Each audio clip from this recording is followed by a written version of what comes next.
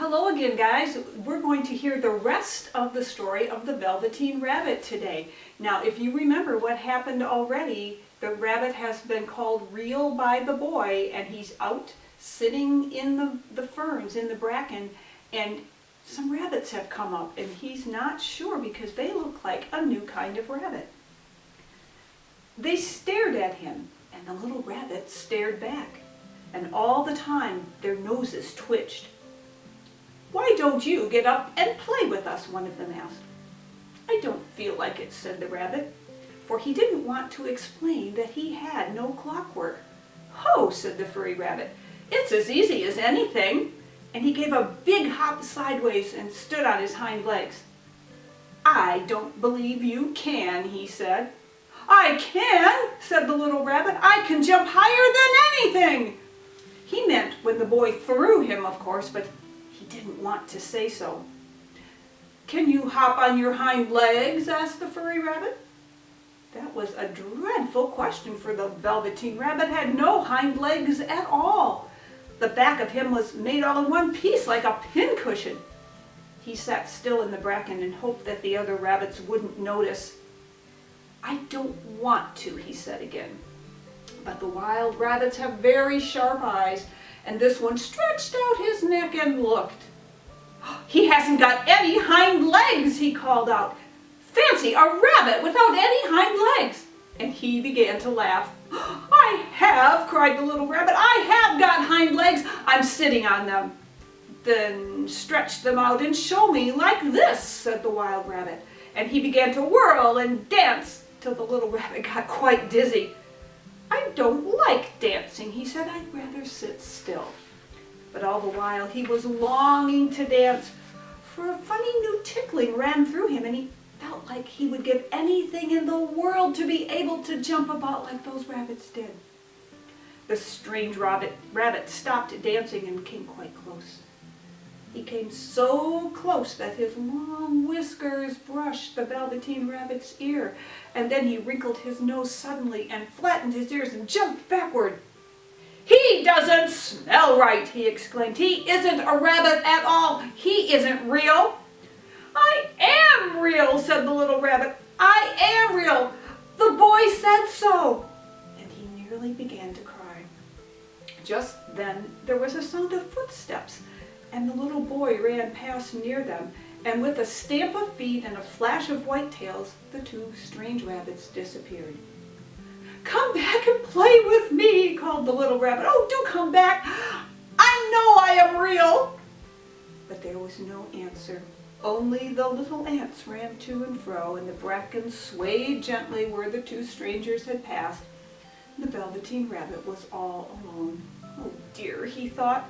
"Why did they run away like that? Why couldn't they stop and talk to me?" For a long time he lay very still, watching the bracken and hoping that they would come back. But they never returned, and presently the sun sank lower, and the little white moths fluttered out, and the boy came and carried him home. Weeks passed, and the little rabbit grew very old and shabby, but the boy loved him just as much. He loved him so hard that he loved all his whiskers off, and the pink lining to his ears turned gray, and his brown spots faded. He even began to lose his shape, and he scarcely looked like a rabbit anymore, except to the boy. To him he was always beautiful, and that was all the little rabbit cared about. He didn't mind how he looked to other people, because the nursery magic had made him real, and when you are real, shabbiness doesn't matter. And then one day the boy fell ill. His face grew very flushed, and he talked in his sleep, and his little body was so hot that it burned the rabbit when he held him close. Strange people came and went in the nursery, and a light burned all night, and through it all the Velveteen Rabbit lay there hidden from sight under the bedclothes, and he never stirred, for he was afraid that if they found him, someone might take him away, and he knew the little boy needed him. It was a long, weary time, for the boy was too ill to play, and the little rabbit found it rather dull with nothing to do all day long. but he snuggled down patiently and looked forward to the time when the boy should be well again, and they would go out in the garden amongst the flowers and the butterflies and play splendid games in the raspberry thicket like they used to. All sorts of delightful things he planned, and while the boy lay half asleep, he crept up close to the pillow and whispered them in his ear. And presently the fever turned, and the boy got better. He was able to sit up in bed and look at picture books, while the little rabbit cuddled close at his side, and one day they let him get up and dress. It was a bright sunny morning, and the windows stood wide open. They had carried the boy out onto the balcony, wrapped in a shawl, and the little rabbit lay tangled up among the bedclothes thinking. The boy was going to the seaside tomorrow. Everything was arranged, and now it only remained to carry out the doctor's orders. They talked about it all the while, and the little rabbit lay under the bedclothes, with his head just peeping out, and listened. The room was to be disinfected, and all the books and toys that the boy had played with in bed must be burnt. "Hurrah!" thought the little rabbit. "Tomorrow we shall go to the seaside." For the boy had often talked of the seaside, and he wanted very much to see the big waves coming in, and the tiny crabs, and the sand castles. Just then Nana caught sight of him. "How about this old bunny?" she asked. "That?" said the doctor. "Why, it's a mass of scarlet fever germs. Burn it at once. What nonsense! Get him a new one. He mustn't have that any more." And so the little rabbit was put into a sack with the old picture books and a lot of rubbish and carried out to the end of the garden behind the fowl house or the chicken house. That was a fine place to make a bonfire. Only the gardener was too busy just then to attend to it. He had the potatoes to dig and the green peas to gather, but next morning he promised to come quite early and burn the whole lot. That night the boy slept in a different bedroom, and he had a new bunny to sleep with him. It was a splendid bunny, all white plush with real glass eyes, but the boy was much too excited to care about it, for tomorrow he was going to the seaside, and that in itself was such a wonderful thing that he could think of nothing else. And while the boy was asleep, dreaming of the seaside, the little rabbit lay among the old picture books in the corner behind the fowl house, and he felt very lonely. The sack had been left untied, and so by wriggling a bit he was able to get his head through the opening and look out. He was shivering a little, for he had always been used to sleeping in a proper bed, and by this time his coat had worn so thin and threadbare from hugging that it was no longer any protection to him. Nearby he could see the thicket of raspberry canes growing tall and close like a tropical jungle, in whose shadow he had played with the boy on bygone mornings. He thought of those long sunlit hours in the garden. Oh, how happy they were, and a great sadness came over him. He seemed to see them all pass before him, each more beautiful than the other.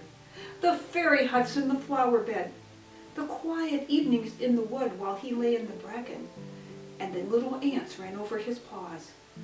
The wonderful day when he first knew he was real. He thought of the skin horse, so wise and gentle, all that he had told him. Of what use was it to be loved and to lose one's beauty and to become real if it all ended like this? And a tear, a real tear, trickled down his little shabby velvet nose and fell to the ground. And then a strange thing happened. For where the tear had fallen, a flower grew out of the ground. A mysterious flower, not at all like any that grew in the garden. It had slender green leaves the color of emeralds, and in the center of the leaves a blossom like a golden cup. It was so beautiful that the little rabbit forgot to cry and just lay there watching it. And presently the blossom opened, and out of it there stepped a fairy. She was quite the loveliest fairy in the whole world. Her dress was of pearl and dewdrops, and there were flowers around her neck and in her hair, and her face was like the most perfect flower of all. And she came close to the little rabbit and gathered him up in her arms and kissed him on his velveteen nose that was all damp from crying. "Little rabbit," she said, "don't you know who I am?" The rabbit looked up at her, and it seemed to him that he had seen her face before, but he could not think where. "I am the nursery magic fairy," she said. "I take care of all the playthings that the children have loved. When they are old and worn out, and the children don't need them anymore, I come and take them away with me and turn them into real." "Wasn't I real before?" asked the little rabbit. "You were real to the boy," the fairy said, "because he loved you. Now you shall be real to everyone." Then she held the little rabbit close in her arms and flew with him into the wood. It was light now, for the moon had risen, and all the forest was beautiful, and the fronds of the bracken shone like frosted silver. In the open glade, between the tree trunks, the wild rabbits danced with their shadows on the velvet grass. But when they saw the fairy, they all stopped dancing and stood round in a ring to stare at her. "I've brought you a new playfellow," the fairy said. "You must be very kind to him and teach him all the things he will need to know in Rabbitland, for he's going to live with you forever and ever." And she kissed the little rabbit again and put him down in the grass. "Run and play, little rabbit," she said.